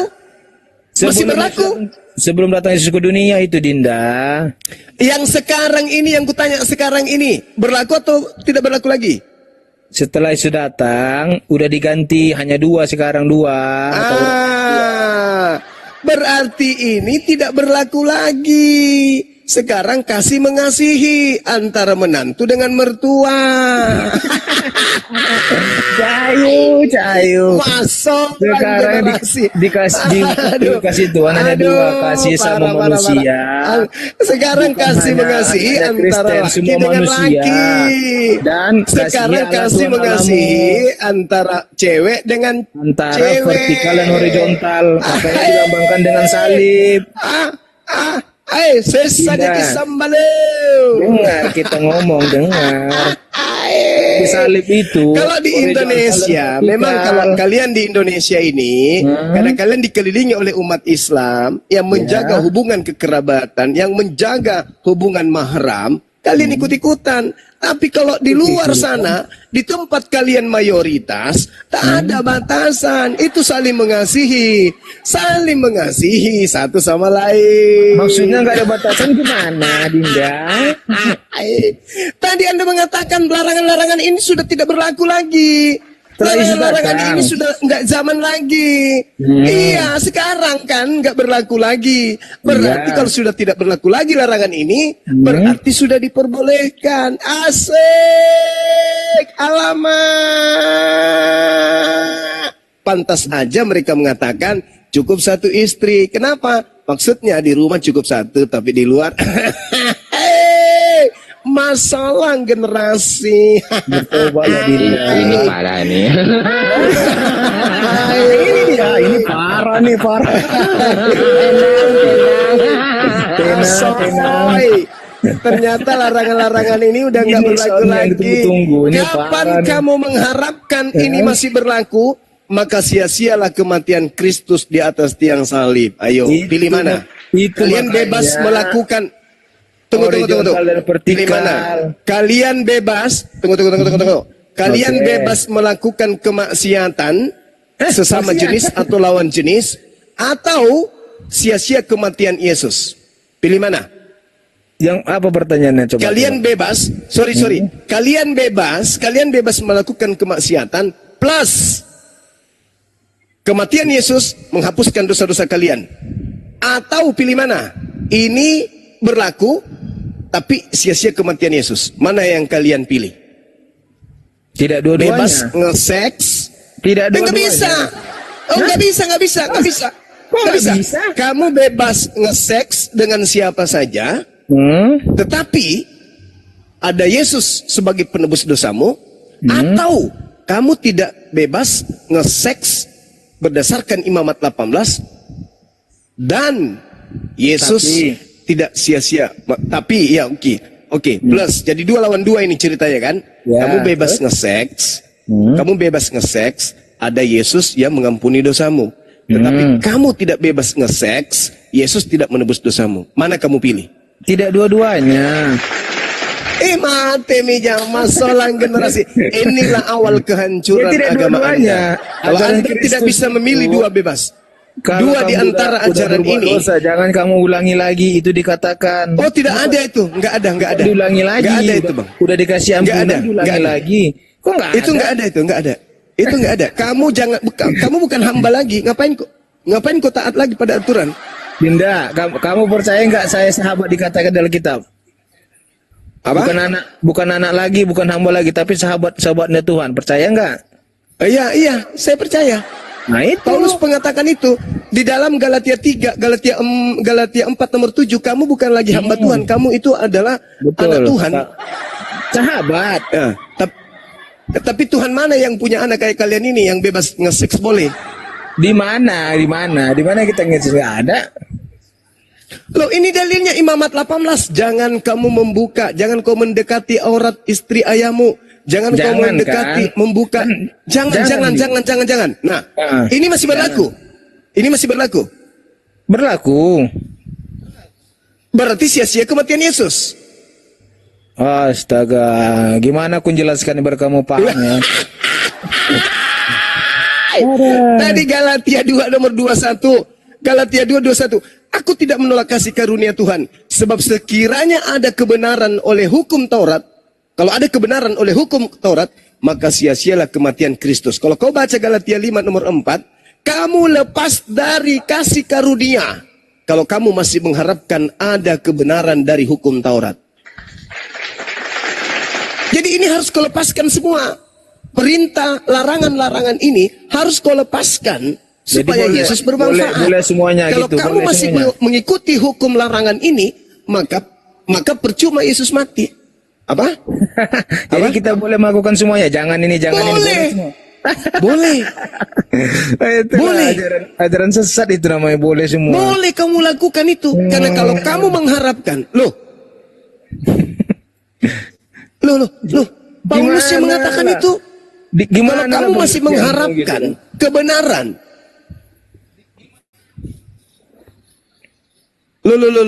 Kalau kamu masih mengharapkan kebenaran dari hukum Taurat, ya, maka sia-sialah kematian Kristus. Maka kenapa kamu tidak mau melakukan jangan ini, jangan itu? Kenapa? Karena kamu berharap kebenaran itu ada di situ. Itu perintah Tuhan, kan? Perintah Tuhan pasti kebenaran. Nah, karena kalau kamu masih menganggap itu adalah firman Tuhan, maka kamu menganggap itu sebuah kebenaran. Kamu belum paham itu, Dinda. Belajar lagi ya. Harus belajar privat. Biar kamu paham masalah itu.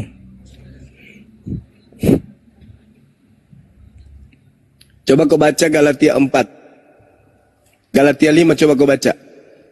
Oke, apa itu dibilang di situ? Coba kau baca ya? Galatia 5. Ayat nomor 4. Ayat 4. Kamu lepas dari Kristus jikalau kamu mengharapkan kebenaran oleh hukum Taurat.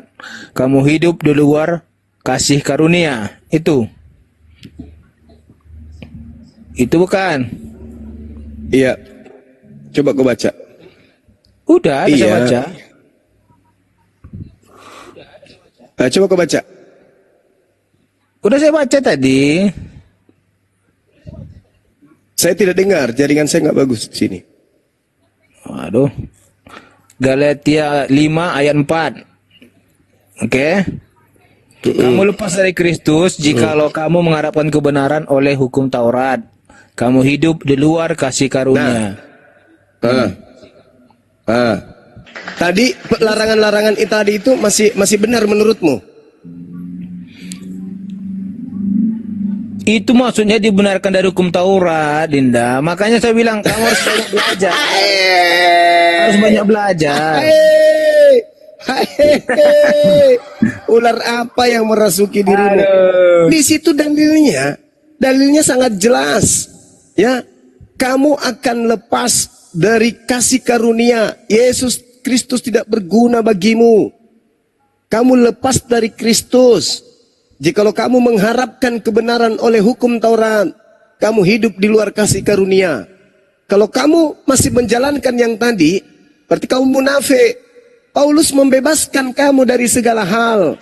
Di dalam Efesus 5, Efesus 2 nomor 15, dengan matinya Yesus Kristus, dia telah membatalkan hukum Taurat beserta segala perintah yang ada di dalamnya. Ayo. Oke, bentar. Aku jelaskan Galatia 5 ayat 4 ini artinya keselamatan hanya dapat diperoleh melalui iman kepada Yesus Kristus, bukan melalui usaha manusia untuk menaati. Bukan dari Taurat. Hukum Taurat. Bukan dari Taurat yang tadi. Betul. Berarti yang tadi kan sudah tidak berlaku lagi. Jadi kita hanya mengimani kepada Yesus. Nah, itu yang penting, imani Yesus Tuhan. Rudal dibawa bisa nembak kemana aja. Asik. Itu artinya, Dinda. Gimana? Gimana ceritanya? Kamu paham kayak gitu? Efesus 2 nomor 15. Dengan matinya Yesus. Dia telah membatalkan hukum Taurat beserta segala larangan, perintah, ketetapan yang ada di dalamnya. Bentar, Efesus berapa? Termasuk imamat enggak? Efesus 5. Efesus 2 nomor 15. Dua. Bentar. 2:15.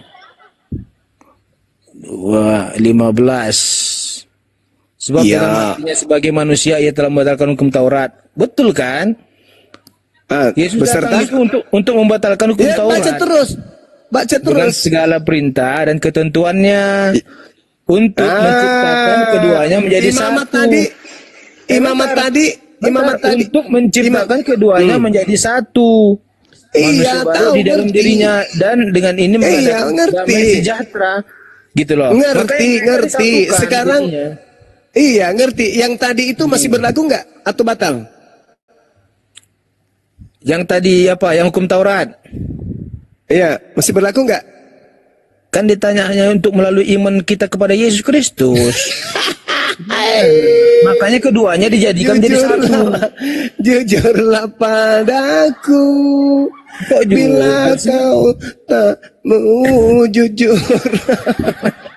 Ini parah. Parah ini. Aduh, parah. Masya Allah. Jadi saudara-saudara Kristen di Indonesia itu belum ada seusia 100 tahun mereka eksis. Tapi di barat sana, Bung, sudah 2000 tahun. Coba kau lihat pola kehidupan mereka. Hubungan mereka sesama jenis dan lawan jenis.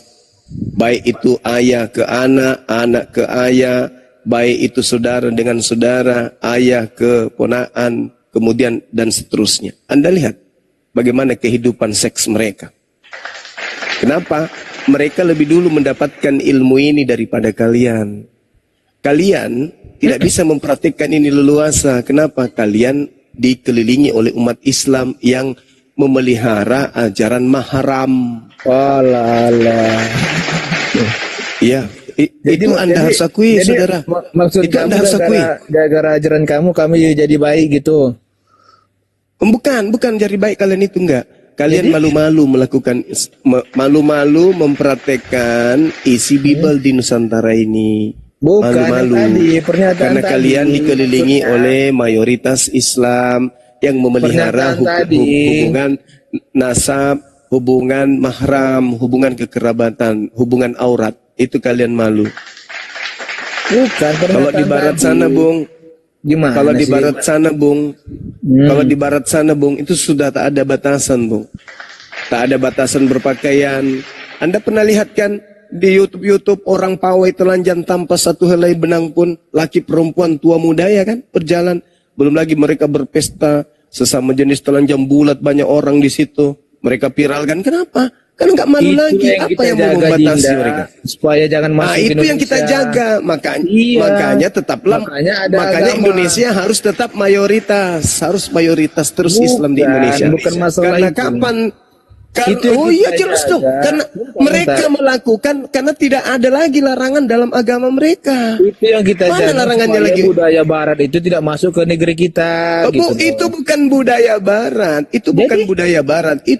Itu adalah budaya yang berdasarkan atas keyakinan mereka. Mereka boleh melakukan apa saja. Ini Pak. Karena ada Yesus. Itu bukan ajaran. Karena ada Yesus sebagai kami. Bukan ajaran. Bagaimana ceritanya? Anda sendiri yang membaca tadi. Kamu lepas dari Kristus jikalau kamu mengharapkan kebenaran oleh hukum Taurat. Hukum Taurat itu mengatur pakaian. Hukum Taurat itu mengatur kekerabatan. Hukum Taurat itu mengatur seks. Di mana? Ajaran orang Yahudi itu bertudung. Janganlah kamu ajaran bertudung itu ajaran mereka.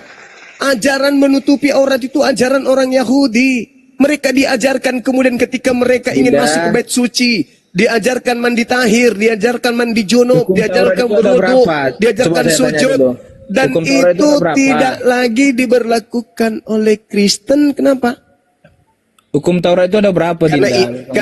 Karena hukum Taurat itu bukan ajaran Kristen, itu ajaran Yahudi. Iya, saya tanya hukum Taurat itu bukan ajaran Kristen itu. Larangan-larangan tadi itu sebenarnya bukan berlaku untuk orang Indonesia. Jangan begini, jangan begitu. Itu ajaran untuk orang Yahudi. Sebenarnya tanpa Paulus pun ajaran itu tidak berlaku bagimu. Ini Dinda hukum Taurat Bebas kalian itu. Tidak ada diajarkan berpakaian di sini Dinda. Jangan ada Alamak. Allah lain di hadapanku. Jangan membuat patung. Jangan menyebut nama Allah. Hormati ibumu. Jangan berzina ada. Nih, jangan berzina. Mana tadi ayat titah ke-7, Taurat ke-7. Mana dia? Ini. Jangan berzina ada. Bukan pakaian diatur, jangan berzina. Beda. Gitu loh. Makanya saya bilang ini ke-8, ke-9. Jangan mengucap dusta, jangan menghinakan sesama rumahmu. Ini hukum Taurat. Makanya saya bilang kita jaga budaya kita Indonesia ini supaya jangan budaya barat itu jangan masuk ke negeri kita. Itu saya bilang. Makanya adanya perlu agama, tata kerama, sopan santun. Bukan karena masalah hukum Tauratnya. Hukum Taurat tidak ada mengajarkan berpakaian. Jangan berzina. Siapa bilang? Di situ jelas sekali. Jangan kau singkap aurat. Artinya pakaian. Di mana, Dinda? Itu tidak ada. Di Taurat ini tidak ada. Bahkan perintahnya. Kamu harus berpegang kepada ketetapanku. Janganlah kawinkan dua jenis ternak dan jangan ketoburi ladangmu dengan dua jenis benih. Jangan pakai pakaian dibuat dari dan seterusnya. Itu diatur dalam kehidupan orang-orang Yahudi. Mereka diatur cara berpakaian. Cara berpakaian aja mereka diatur. Jadi nggak boleh kau singkapkan aurat-aurat dan seterusnya. Ya.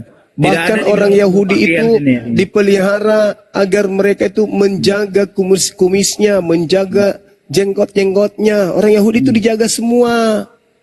Oke? Bahkan mereka dilarang bertato, jangan kau merusak kulitmu, jangan kau merusak kesucian anak perempuanmu dan seterusnya dan seterusnya. Mereka diajarkan tata krama, diajarkan tentang apa yang sama di Islam gitu loh. Ini titah kedua ini ya, jangan ada pada Allah lain.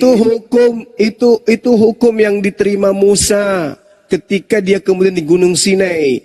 Tetapi ketika berbicara mengenai pelanggaran dan aturan-aturan, Nabi Musa itu diperintahkan untuk dia mengajarkan cara-cara hidup baik dalam keadaan dia berdiri, duduk, tidur dan seterusnya. Itu diajarkan itu. Seluruhnya itu sudah tidak berguna lagi. Kenapa? Karena sudah dibatalkan katanya. Dibatalkan. Karena Paulus mengatakan bahwa kamu jangan lagi mau diatur ketetapan-ketetapan seperti itu. Kalau kau masih mau diatur, berarti Yesus Kristus tidak berguna bagimu. Kau lepas dari kasih karunia. Begitu saudara-saudara. Jadi yang tadi itu masih berlaku atau tidak berlaku lagi? Kan saya baca. Berlaku lagi. Iya, kan saya baca. Nggak berlaku lagi kan? Itulah dia. Nah ini kira-kira Paulus ini benar tidak mengajarkan itu? Kenapa tidak benar? Ya benar lah. Berarti kamu membenarkan ajaran seks bebas kalau begitu. Loh, kalau saya tidak membenarkan itu berarti saya tidak percaya dengan Yesus lah. Kan gitu. Lah, ini bukan masalah Yesusnya. Kalau kamu percaya kepada Yesus, berarti kau harus melepaskan ajaran seks bebas. Taurat yang 2 itu datang setelah Yesus ada. Kalau saya tidak percaya itu, kalau kau percaya Yesus. Kalau kamu percaya Yesus berdasarkan pengajaran Paulus, kamu harus melepaskan larangan seks bebas tadi. Di mana harus lepaskan itu? Bisa seks bebas di mana, Dinda? Enggak ada di kitab dikatakan. Itu jelas tadi dikatakan jangan kau singkapkan auratnya ini, jangan kau singkapkan auratnya ini, jangan kau singkapkan auratnya ini. Itu larangan untuk jangan seks bebas. Tapi Paulus mengatakan kalau kamu masih mengharapkan kebenaran dari larangan-larangan itu, maka kamu lepas dari kasih karunia. Sia-sia kematian Yesus Kristus kalau kamu masih menjaga yang tadi. Dengan kata lain, lu harus melakukan seks bebas karena tak ada lagi perintah. Bukan berarti perintah Tuhan melakukan itu. Gimana sih? Siapa bilang? Paulus mengatakan kamu ini adalah orang-orang merdeka. Cuma saudara, bukan dibolehkan itu berzina. Di mana kita dibolehkan buat zina atau apa tadi? menginginkan Saudara. perempuan gitu. Enggak ada. Saudara, Hmm. Paulus sendiri mengatakan dalam Galatia 5 nomor 13, Apa dia katakan? saudara-saudara, memang kamu telah dipanggil untuk merdeka. Merdeka. Merdeka dari apa? Dari larangan Taurat. Kamu itu orang dipanggil untuk merdeka. Tetapi janganlah kamu mempergunakan kemerdekaan itu sebagai kesempatan untuk kehidupan dalam dosa. Galatia 5 Itu. ayat berapa tadi Dinda? Nomor 13. 13. Alamak. Saudara-saudara, Kau bacalah itu. kamu telah dipanggil untuk merdeka, tetapi janganlah kamu Merdeka dari apa? Bentar dulu. Tetapi janganlah kamu mempergunakan kemerdekaan itu sebagai kesempatan untuk kehidupan dalam dosa. Paham? Paham kan? Loh, iya paham. Kamu ini adalah orang merdeka. Sabar. Kamu ini adalah orang-orang yang merdeka. Iya, Tetapi janganlah kamu mempergunakan kemerdekaan itu sebagai kesempatan untuk kehidupan dalam dosa. Betul, Apa kehidupan dalam dosa itu? Dia berzina diajari itu berdosa. tadi. Ya. Oh, Ini tidak kan ada dibilang. lagi dosa di Itu kan diajarkan, di dalam. jangan kita melakukan dosa. Saudara, dengar, Anda pahami baik-baik itu dalilnya. Yang disebut dosa itu adalah melakukan yang tadi itu. Kalau kau melakukan itu, kamu bebas melakukan itu, karena kau bukan lagi hamba. Kamu tidak tunduk lagi pada perintah hukum Taurat. Kristus telah menebus Kristen dari kutuk hukum Taurat. Itu dalilnya tuh. Tetapi jangan Galatia 5. kemerdekaan itu. Iya, Galatia 5 nih, Galatia 5 Apa itu? Ayat berapa tadi? Ayat 13 kan?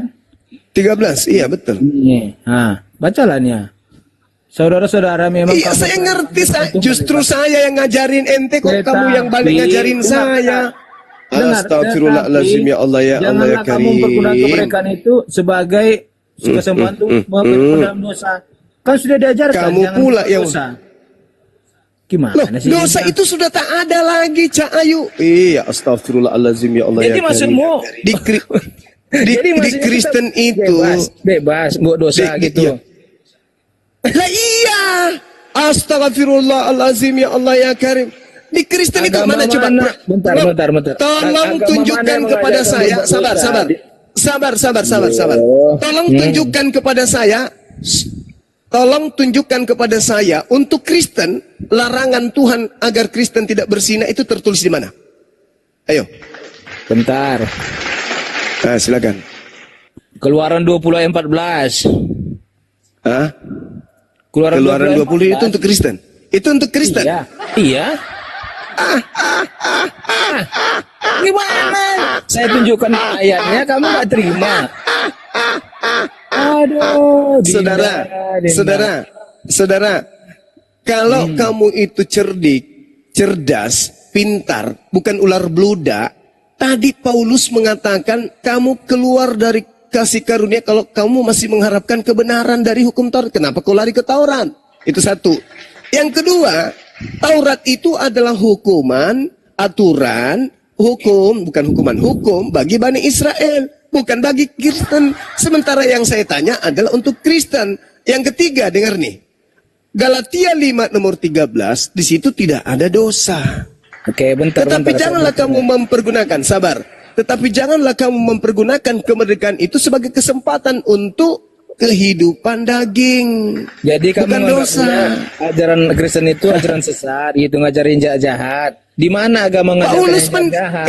Saudara Paulus yang mengatakan itu Agama tadi di itu awal kok. Dinda, tidak ada ngajarin Astagfirullahaladzim. Astagfirullahaladzim. mengajarkan untuk Paulus kebaikan sendiri. semua. Mau agama Kamu apapun istirahat, itu. kamu istirahat, saudara. Kamu istirahat, kamu istirahat. Kamu istirahat. Host, diturunkan orang ini. Dia sudah mulai gila. Di mana agama tidak yang mengajarkan kesesatan? Loh, tadi di awal Paulus sudah mengakui kalian dijerat dengan kesesatan. Masih juga. Galatia 5 nomor 13 itu penipuan lembaga kalian. Saudara-saudara, memang kamu telah dipanggil untuk merdeka. Tetapi janganlah kamu mempergunakan kemerdekaan itu sebagai kesempatan untuk kehidupan dalam dosa. Melainkan ya layanilah seorang akan lain oleh kasih. Ada nggak kata dosa di situ? Ada nggak yang bisa buka kamera? Dinda Ardiansa. Ada yang bisa buka kamera? Bang Ardi. Masih di jalan, Gurunda, izin. Masih di jalan. Ya. Ustadz Alip, udah sholatnya Ustadz Alip? Oji. Ustadz. Bang masih Kores, ibadah. Masih tidur. Iya. Enggak, Kores monitor. Galatia 5 itu teman-teman, Galatia 5 itu di data 13-nya, terjemahannya sebenarnya gini. Saudara-saudara, memang kamu telah dipanggil untuk bebas merdeka. Tetapi janganlah kamu mempergunakan kebebasan itu sebagai kesempatan untuk apa? Untuk daging, untuk fisik, untuk sifat kemanusiaan, untuk sifat keduniawian. Tidak ada dosa di situ. Jadi mereka ini orang-orang merdeka. Jadi larangan-larangan tadi itu, itu tadi yang saya katakan, mereka kalau masih mengharapkan larangan itu masih malu-malu melakukan jangan ini, jangan itu, mereka lepas dari kasih karunia dan sia-sia kematian Yesus Kristus. Mereka ini orang merdeka, teman-teman. Mereka ini adalah orang-orang merdeka. Mereka orang-orang yang tidak lagi dikenai hukuman, aturan, jangan begini, jangan begono. Kenapa? Karena mereka ini bukan hamba lagi. Mereka sudah menganggap diri mereka ini adalah Tuhan, alias anak Tuhan. Begitu saudara-saudara.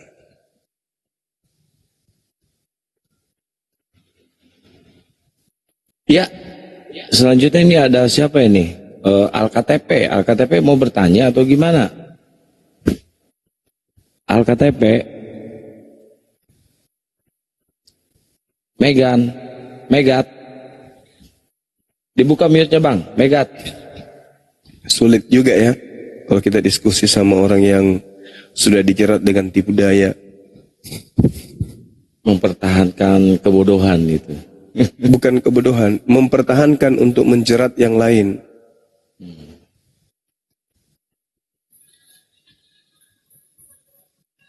Ya, Megat. Mereka mati-matian menipu dirinya sendiri, Gurunda. Iya. Mati-matian mereka. Nanti pas mati, panik mereka. Waktu sekarat panik mereka. Karena mereka nggak tahu bahwa Allah itu lebih dekat daripada urat leher mereka sendiri. Dia pikir itulah kenapa nyaman.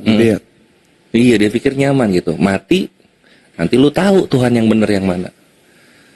Terbukti nanti di situ. Cuma udah telat waktunya.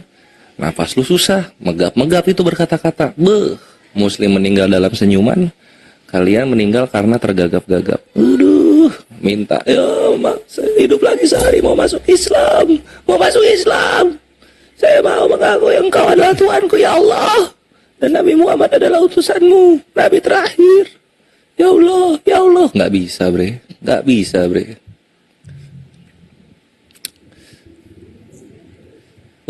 Mana Gurunda? Kena, Gurunda kena. Wah, ini roomnya nggak anti rungkat? Anti rungkat, cuma tadi terlalu ini Gurundanya. Anti rungkat ini. Oh.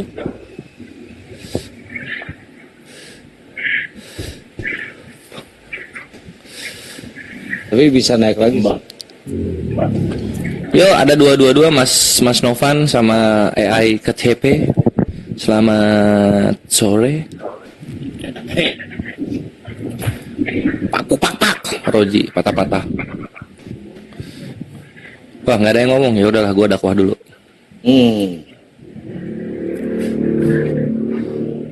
Kena kayaknya.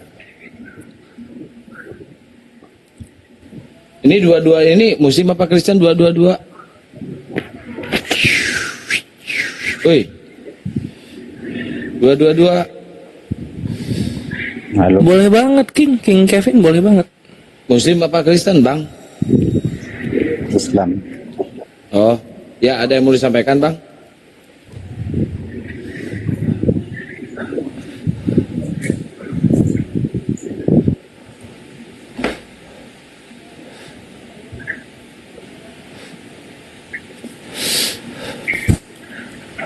Ya ini Mas siapa ini?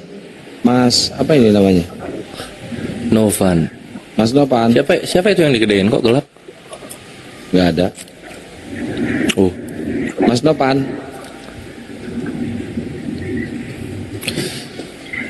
Oh, Mas Novan. Terima amin atas perkataanmu. Semoga Tuhan menutupi mulutmu seperti Yahya. Gua sambut dengan gembira, bre. Dan semoga Apus 102 tidak ditutup mulutnya seperti Uti Watimena. Dan juga John Peter. Dan para penghujat lainnya yang akan menyusul mati dalam terbata-bata. Mamma mia.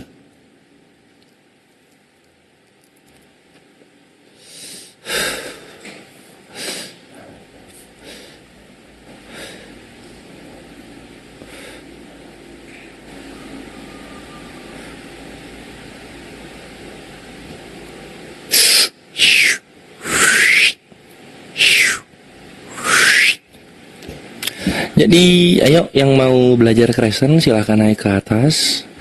Yang mau belajar Islam silahkan ke Edis. Semoga menyusul yang lainnya menjadi Islam. Penginjilan dulu ya. Gue belum dapat inspirasi apa ya, inspirasi ya yang enak.